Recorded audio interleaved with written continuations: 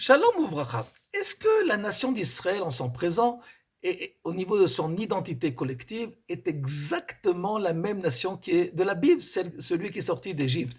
Ou peut-être, vu les changements et les influences des différents exils, même si le nom reste le même, c'est possible que nous avons affaire à une nouvelle réalité de l'identité, à une nouvelle créature sociale.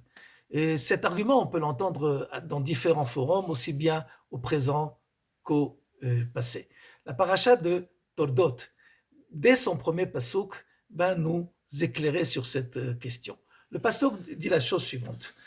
Yitzhak est le fils d'Abraham et Abraham est le père de Yitzhak. C'est évident que si Yitzhak c'est le fils d'Abraham, alors et Abraham c'est le père de Yitzhak. Alors pourquoi cette répétition? Rachid nous enseigne la chose suivante. Il y avait à l'époque de la naissance de Yitzhak ce qu'on appelle les tzané ador, des comiques, des moqueurs, qui venaient dire la chose suivante. C'est vrai que Yitzhak est le fils de Sarah, mais il n'est pas le fils de Abraham. Cela pourquoi? Parce que jusqu'à maintenant, Sarah était prisonnière chez Avimelech, le roi, et que, a priori, si elle a été enceinte, elle n'a pas été enceinte de son mari, puisqu'ils n'étaient pas ensemble, mais elle a été enceinte de ce roi en question.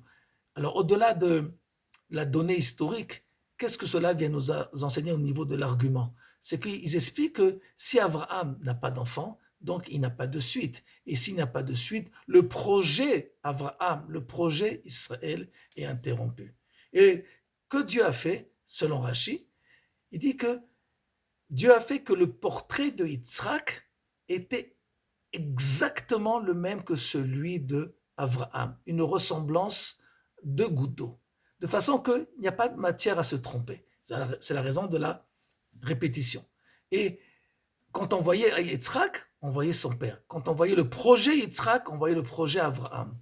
Malgré le séjour indésirable de Sarah chez Avimelech. Et de là, on comprend aussi que l'âme Israël, malgré les séjours indésirables qu'il a pu passer au fur et à mesure des différents exils, et qui a pu avoir des changements et des influences, et il y a pu avoir certains rapports des comiques de chaque génération, le Ham Israël, dans son portrait, dans son identité collective, est exactement celui qui est sorti d'Égypte et continue exactement le même programme, la même mission que celui d'Abraham Avinu.